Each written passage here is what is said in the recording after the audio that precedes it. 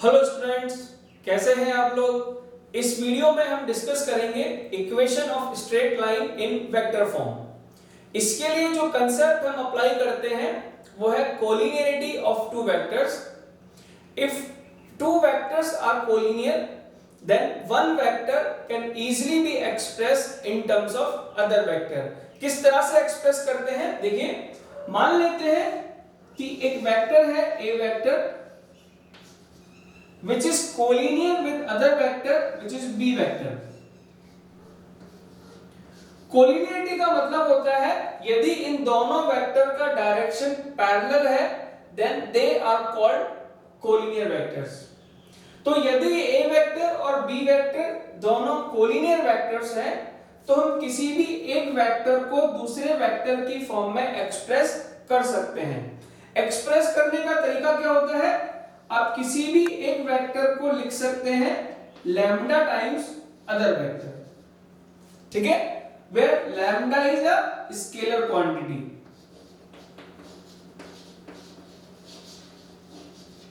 Lambda is a scalar quantity. यदि इन दोनों वेक्टर का डायरेक्शन सेम है तो उस केस में लैम्डा की वैल्यू पॉजिटिव मिलती है, और जब इन दोनों वेक्टर का डायरेक्शन अपोजिट होता है, जैसे कि ये ए वेक्टर है इसी के पैरेलल है बी वेक्टर बट उसका डायरेक्शन अपोजिट है, तो उस केस में जब आप किसी भी एक वेक्टर को दूसरे वेक्टर की फॉर्म में एक्सप्रेस करते हैं, किस तरह से, किसी भी वेक्टर को आप लिख सकते हैं लैम्डा टाइम्स अदर वेक्टर।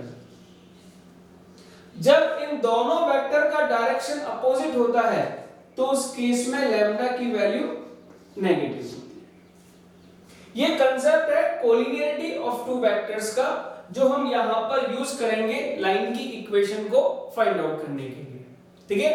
अब ध्यान देते हैं, यदि हम किसी भी लाइन की इक्वेशन को फाइंड आउट करना चाहते हैं तो जैसे कि कोऑर्डिनेट ज्योमेट्री में स्ट्रेट लाइन के अंदर हमने पढ़ा है कि लाइन की इक्वेशन को फाइंड आउट करने के लिए हमें दो इंफॉर्मेशन मालूम होनी चाहिए अबाउट द लाइन। तो लाइन की इक्वेशन को बहुत इजीली फाइंड आउट किया जा सकता है। जैसे कि हमने पढ़ा है टू पॉइंट फॉर्म में कि यदि लाइन के ऊपर हमें दो पॉइंट्स मालूम है तो टू पॉइंट फॉर्म अप्लाई करके हम लाइन की इक्वेशन फाइंड आउट कर सकते हैं।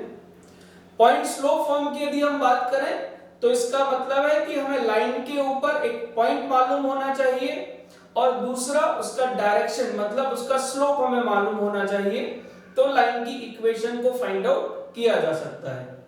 सेम इसी तरह से यदि आप लाइन की इक्वेशन वेक्टर फॉर्म में फाइंड आउट करना चाहते हैं तो यहां पर भी लाइन की इक्वेशन को फाइंड आउट करने के लिए दो फॉर्म है, one point form and two point form. One point form का मतलब है कि यदि आपको लाइन के ऊपर किसी भी एक पॉइंट का पोजीशन वेक्टर मालूम है और एक वेक्टर मालूम है which is parallel to the line, तो हम लाइन की इक्वेशन को फाइंड आउट कर सकते हैं, ठीक है।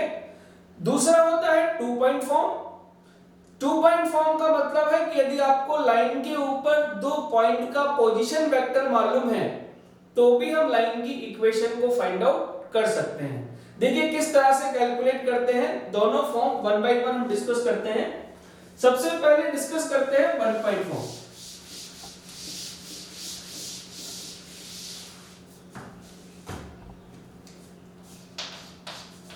One point form,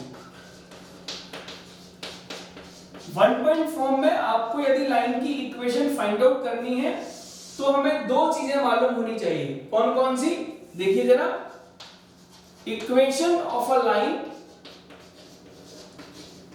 passing through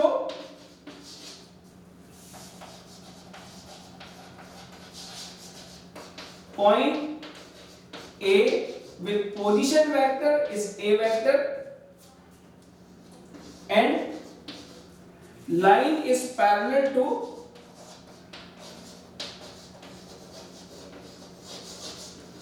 B vector। आप देख सकते हैं कि यहां पर यदि हम लाइन की इक्वेशन को फाइंड आउट करना चाहते हैं तो हमें लाइन के बारे में दो इंफॉर्मेशन मालूम होनी चाहिए। पहला क्या है, जिस लाइन की इक्वेशन को हम फाइंड आउट करना चाहते हैं, this line is passing from a fix point A, जिसका पोजीशन वेक्टर क्या है, A vector, and this line is parallel to B vector. तो यदि हमें इस लाइन के बारे में दो इंफॉर्मेशन मालूम है तो लाइन की इक्वेशन को हम फाइंड आउट कर सकते हैं। इसके लिए तरीका क्या होता है, ध्यान रखिए, because line is the locus of a point, तो हम यहां पर एक वेरिएबल पॉइंट P अज्यूम कर लेते हैं जिसका पोजीशन वेक्टर है मान लो r वेक्टर। तो यदि हम इस लाइन की इक्वेशन को फाइंड आउट करना चाहते हैं तो हम बोल सकते हैं कि हम इस पॉइंट P का लोकस फाइंड आउट करना चाहते हैं अंडर द कंस्ट्रेंट क्या है, AP vector is collinear with B vector. यदि AP वेक्टर कोलिनियर है इस B वेक्टर के, तो आप देखेंगे कि जो पॉइंट P है वो हमेशा इस लाइन के ऊपर लाई करेगा। और जब दो वेक्टर्स एक दूसरे के कोलिनियर होते हैं तो हमने पढ़ा है कि हम किसी भी एक वेक्टर को एक्सप्रेस कर सकते हैं इन टर्म्स ऑफ अदर वेक्टर। और एक्सप्रेस करने का तरीका क्या होता है, आप किसी भी वेक्टर को लिख सकते हैं क्या, lambda times other vector. Clear हो गया बेटा पॉइंट? अब देखो, यदि हम इस AP वेक्टर की बात करें तो AP वेक्टर को फाइंड आउट करने का तरीका क्या होता है, किसी भी वेक्टर को जब हम फाइंड आउट करते हैं, लिखते हैं, तो तरीका क्या होता है, position vector of final point minus position vector of initial point which is A vector is equal to lambda times B vector. तो आप फाइंड आउट कर सकते हैं equation of straight line in vector form, and this is given by r vector is equals to A vector plus lambda times B vector. ठीक है बेटा? चूंकि lambda एक स्केलर क्वांटिटी है, तो जैसे जैसे हम लैम्डा की वैल्यू को चेंज करते जाएंगे वैसे वैसे r वेक्टर की जो पोजीशन है वो चेंज होती जाएगी। ठीक है? आप ये भी बोल सकते हैं कि किसी भी पॉइंट का पोजीशन वेक्टर यदि आपको इस लाइन पे फाइंड आउट करना है तो किसी भी पॉइंट का जो पोजीशन वेक्टर है उसको हम क्या लिख सकते हैं, A vector plus lambda times B vector. क्योंकि लैम्डा की डिफरेंट वैल्यूज के लिए ये डिफरेंट पॉइंट्स के पोजीशन वेक्टर को रिप्रेजेंट करेगा, दोस points lie on the line. ठीक है ना बेटा? तो पहला फॉर्मेट क्या होता है इक्वेशन ऑफ स्ट्रेट लाइन का, r vector is equals to A vector plus lambda times B vector. इस लाइन के बारे में इंपॉर्टेंट क्या है कि यहां पर जो B वेक्टर है ये क्या बताता है, vector which is parallel to the line, और जो A वेक्टर है ये बताता है उस पोजीशन वेक्टर को जहां से लाइन पास कर रही है। ठीक है?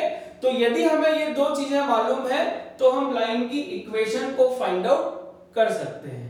ठीक है ना बेटा? अब देखो, ये जो फॉर्मेट हमने लिखा है r vector is equals to A vector plus lambda times B vector, इस फॉर्मेट को आप चाहें तो इस तरह से भी लिख सकते हैं। देखिए, this format can also be written as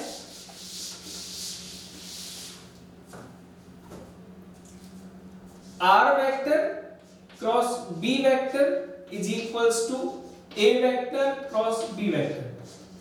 This is also called as equation of straight line passing from the point A with position vector is A vector and the line is parallel to B vector। ठीक है ना? देखिए कैसे, जब हम इस vector equation को simplify करते हैं तो ध्यान दो क्या आएगा, कैसे सिंपलीफाई करेंगे, r vector cross B vector, इस राइट हैंड साइड को हम शिफ्ट करते हैं लेफ्ट हैंड साइड में, तो क्या बनेगा, minus times A vector cross B vector is equal to 0। ठीक है ना? यदि हम यहां पर डिस्ट्रीब्यूटिव लॉ अप्लाई करते हैं तो क्या इसको हम लिख सकते हैं r vector minus A vector cross B vector is equals to 0। कोई दिक्कत तो नहीं है ना, समझ में आ गया? डिस्ट्रीब्यूटिव लॉ अप्लाई करो क्रॉस प्रोडक्ट का तो आपको ये एक्सप्रेशन मालूम चल जाएगी। यदि इन दोनों वेक्टर्स का क्रॉस प्रोडक्ट 0 है तो इन दोनों वेक्टर का क्रॉस प्रोडक्ट 0 कब आएगा? जब या तो ये वेक्टर 0 हो जाए, जो पॉसिबल नहीं है, नॉन जीरो वेक्टर है, या फिर ये वेक्टर 0 हो जाए, जो भी पॉसिबल नहीं है, और या फिर तीसरी पॉसिबिलिटी क्या होती है? तीसरी पॉसिबिलिटी होती है कि ये दोनों वेक्टर्स एक दूसरे के पैरेलल हो जाएं, मतलब कि कोलिनियर हो जाएं। तो इसका मतलब ये है कि r vector minus a vector is collinear और पैरेलल टू b वेक्टर। यदि ये दोनों वेक्टर्स कोलिनियर हैं तो आप किसी भी एक वेक्टर को एक्सप्रेस कर सकते हैं lambda times other vector. That is same as the format जो हमने फाइंड आउट किया था फर्स्ट पार्ट में, ठीक है ना? तो वो फर्स्ट फॉर्मेट जो हमने लिखा है लाइन की इक्वेशन को, उसे इस फॉर्मेट में भी लिखा जा सकता है, ठीक है बेटा, याद रहेगा। चलिए तो आते हैं नेक्स्ट पार्ट पर, case 2 point form. 2 point form भी बेटा बिल्कुल वैसा ही है फर्स्ट फॉर्म की तरह, बस थोड़ा सा चेंज है।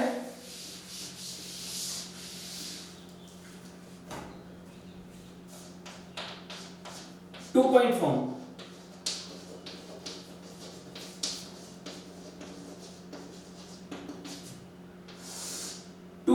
के लिए हम बात करें तो हमें दो चीजें मालूम होनी चाहिए। कौन कौन सी? देखिए जरा, equation of straight line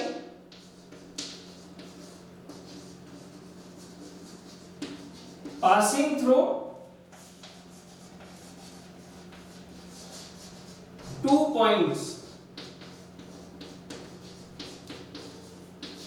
A with position vector is A vector and point B